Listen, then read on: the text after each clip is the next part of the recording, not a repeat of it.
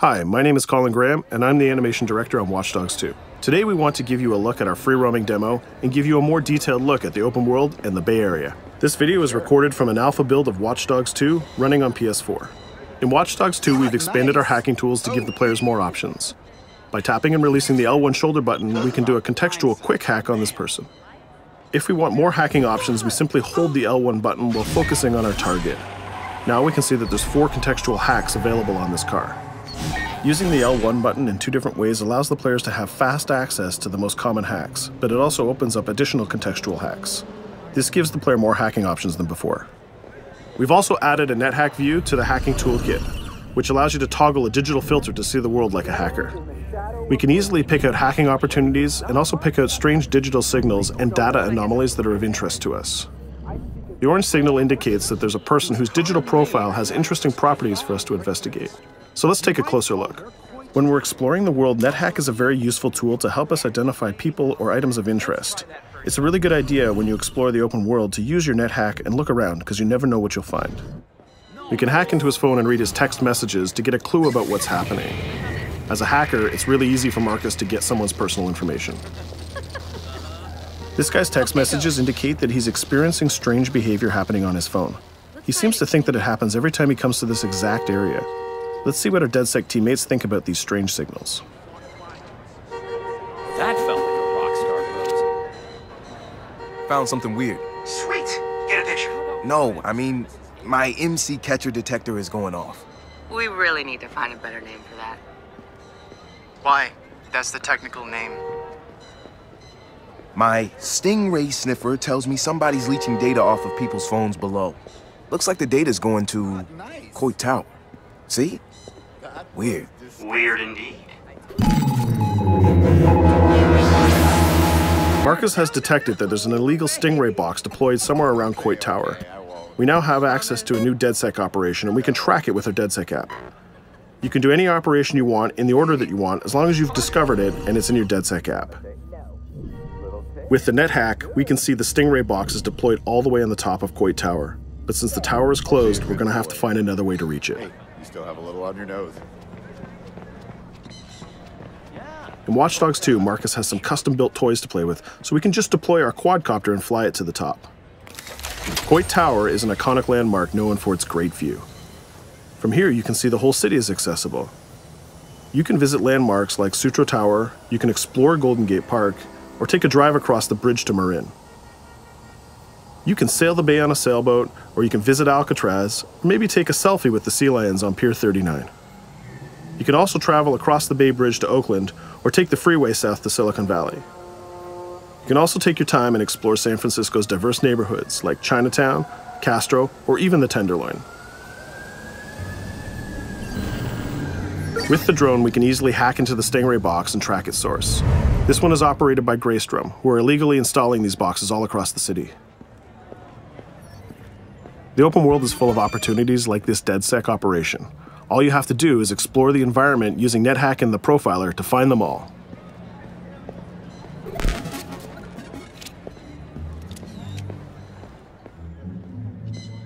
There we go. This one has a breadcrumb trail I can follow. Nice. Where's he go? Looks like Greystrom set up a warehouse out by the piers. You wanna bet I can find some shady shit in there? Definitely some shady shit in there. We can open our smartphone and select the DedSec app to track this operation. We use the DedSec app to manage all of our activities in Watch Dogs. We can see the objectives on our map, and it's not very far, so we can drive there pretty quickly. The Noodle Map app can be used to locate different landmarks and areas of interest. The entire Bay Area is yours to explore from the very beginning of the game, so you don't need to unlock anything. There's also a shop on Pier 39 where we can customize Marcus's outfit, and there's some other open world activities we can check out along the way too.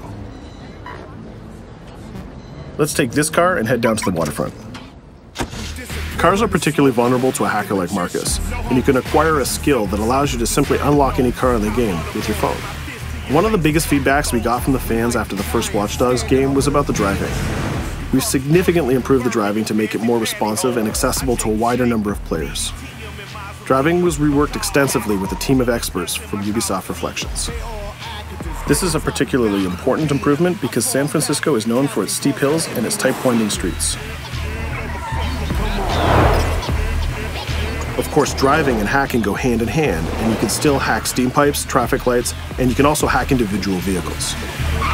As you can see, it's much easier to drive through the city in Watch Dogs 2. Let's pull up here at iconic Pier 39 and take a quick look around.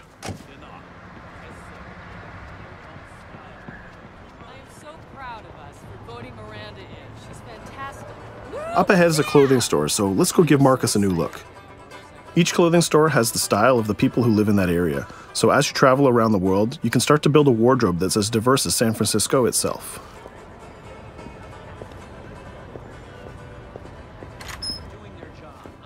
There are over 700 unique items of clothing that Marcus can purchase to wear, with over 1 billion possible combinations. We can go into the fitting room menu and browse a selection of items found in the store. Let's start by switching up Marcus's jacket. Each item of clothing in the shop is handcrafted to fit Marcus's overall look. You can mix and match any pieces of clothing you want. You can change your hat, glasses, face mask, bag, shirt, pants, and shoes. There's some nice normcore hoodies in here, but I think we should go with the shirt with the giant skull on it. Let's take a look at what we got for shoes. Since people who come to Pier 39 are often tourists, we have styles of shoes that they would buy. We can go with these comfortable gator shoes, or maybe some open-toe sandals. Or if you really want to make a statement, you can buy the awkward socks and sandals combo.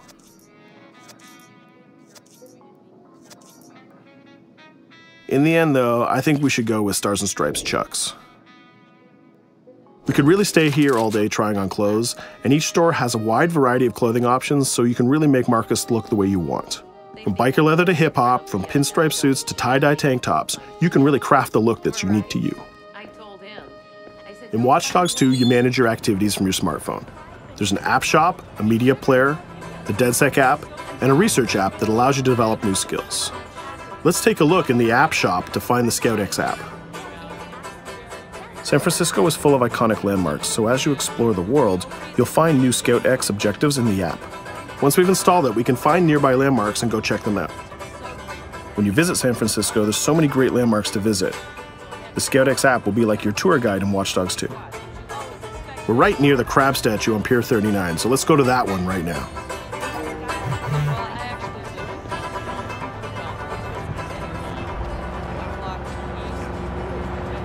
These tourists have the right idea.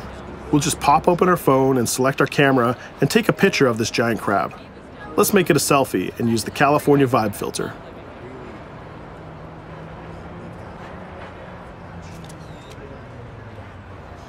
What's that? Uploading the photos to the ScoutX app will give you more followers, and you'll need those followers to progress through the game. So we had a look around and we bought some new clothes, but let's get back on track and head to that next pier, and we'll take care of that stolen data at the Greystrom site.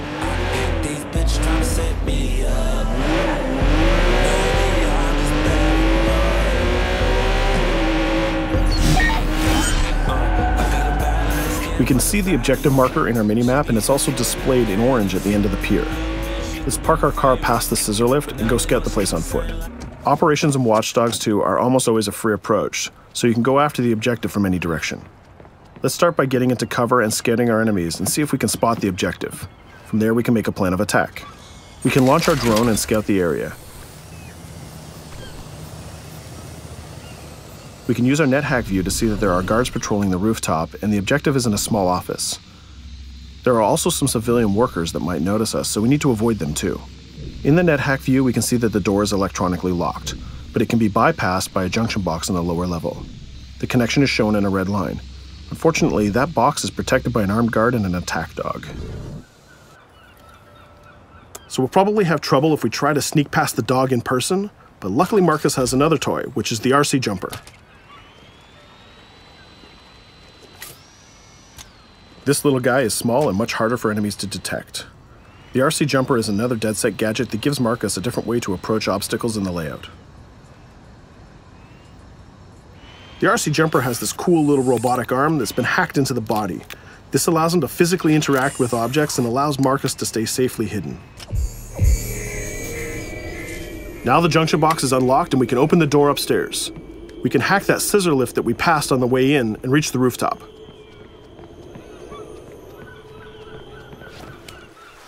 By hacking into the OS of the scissor lift, Marcus can take remote control of it.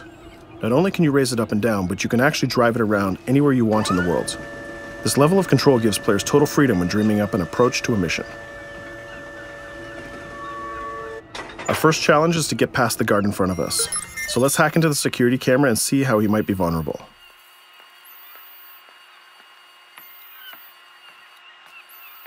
There's an industrial air conditioner unit that we can hack. We can set it to explode when the guard comes close, and we can hack it to attract the guard with a strange noise. The guard will go investigate the noise and walk straight into the trap we set. Shit. Does anyone know first aid?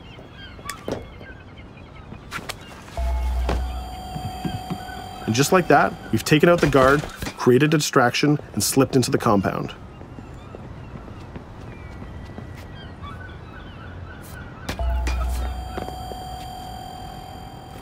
A more direct way to neutralize a guard is to use the non-lethal stun gun.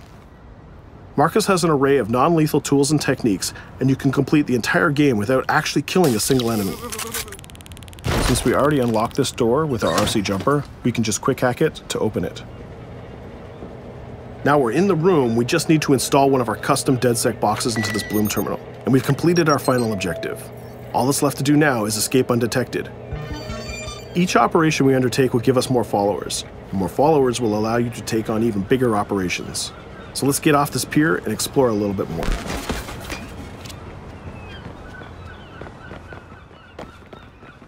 Tell me you fucked up their hardware? I left an expensive little present in their system, and they're going to pay for it. Damn, you sound like Jimmy Siska. Hell yeah!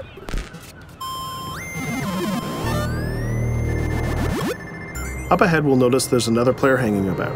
He's easy to spot because of the purple icon and the gamer tag over his head. In Watch Dogs, your game session can be seamlessly merged, and you will often encounter other players exploring the world just like you. This guy looks really friendly. We have an opportunity to join up and form a co-op party, so let's send him an invite.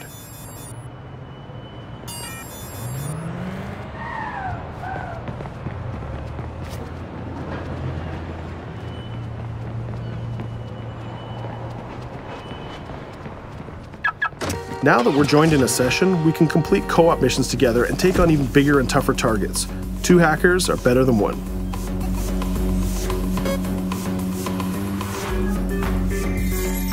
We're going to head across the bay to Prescott, which is in North Oakland, to infiltrate a gang lair. We can get there by driving across the Bay Bridge together.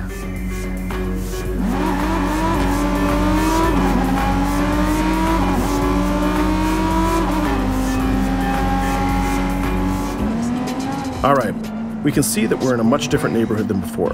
This is Prescott, a subdistrict of North Oakland, and the location of our next co-op operation.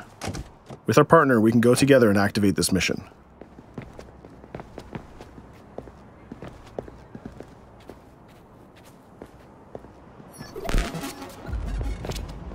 Marcus, we have operations popping up everywhere. Some of them are 2 hacker jobs. Where you need me? Sending you the coordinates. And Marcus, it works both ways. When you need help, fire off a call and we'll send someone your way for the assist. This area is a free approach, so we can tackle it any style we want. Since we're now 2 hackers working together, we'll cover our partner from the sky and help him out with some well-timed hacks. We can distract this guard by hacking his phone, and our friend will take him down very stealthily. We'll continue to scout the area and find more lookouts, like this gang member on the rooftop. We can automatically tag them, and once they're tagged, both players can see them. Our partner is going to sneak up on the rooftop and take out this guard, and we can help him with some well-timed hacks. If we use a contextual hack on this transformer box, we can attract the guard. Our partner has an easy shot with his stun gun from that distance.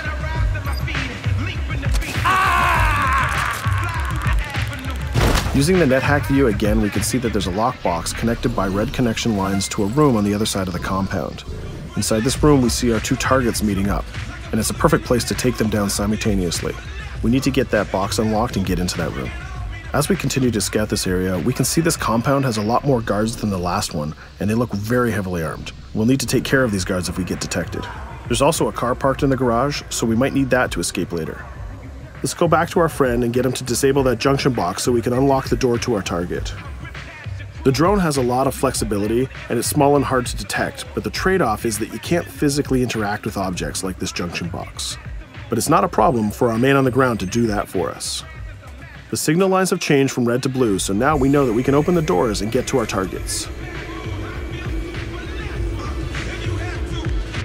Scouting phase is done, so let's get up on that rooftop with our partner and get close enough to neutralize these enemies.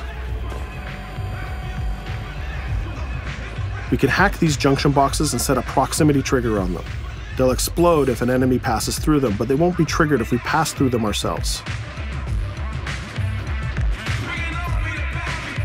We can also deploy electroshock mines from our inventory, and they're fully hackable too. It's a good idea to leave traps for your enemies in case they try to flank you. Our partner is camped out by the door ready to rush into the room, but we're going to create a distraction first. We'll get into position behind these crates, and this time we'll launch our RC jumper. Once our partner opens the door, we'll zip in and create a distraction.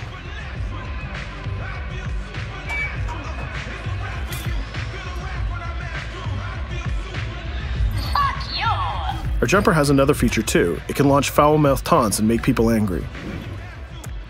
Now's our chance. The gang leaders are distracted, so let's rush the room. This guy was pretty tough, but getting a thunderbolt to the face will ruin his day. Now we have his cell phone and all the evidence that we need. We just need to plan a way out of here. We can switch back to our quadcopter, which is hovering where we left it, and take a look at what's going on from the sky. We can see one of the guards is rushing up the stairs to help his boss, but our partner has that door covered with his DedSec rifle. There's another guard on the ground level who's alerted to our gunfire, so let's use a contextual hack on him. We've changed his profile to make a rival gang think that he's a police informant. The rival gang will come to this compound and take care of him for us. Things are heating up, so we're going to have to improvise a little bit. We can hack the car in the garage and reverse it away from the enemies so we can use it for our getaway. The rival gang just arrived and they've engaged in a gang war with the remaining guards. These guys aren't messing about, they're armed with grenades and body armor. We'll take some higher ground and use our DedSec 3D printed assault rifle to take them on. They're here somewhere. Find them. He lost us. A call. We better leave it. There's still one guard left, so we can hack his headset, which leaves him vulnerable to a takedown.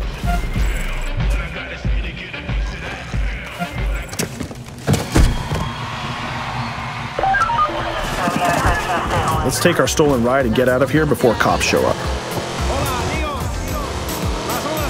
And just like that, we're home free.